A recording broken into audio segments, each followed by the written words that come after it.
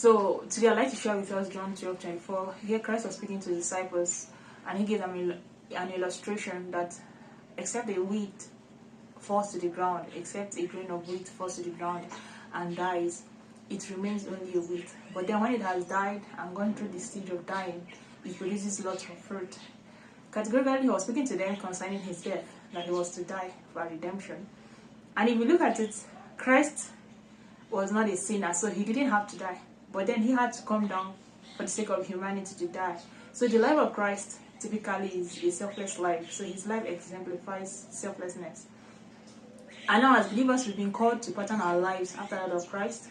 St. Paul speaking in Galatians 2:20, he says that we no longer live our own lives, but now Christ lives in us. So if indeed Christ lives in us, then our life should be patterned after that of Christ, right?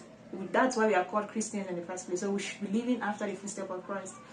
Naturally, a carnal man is selfish by nature. A carnal man is selfish. So we like to put ourselves first. We like to put our interests first.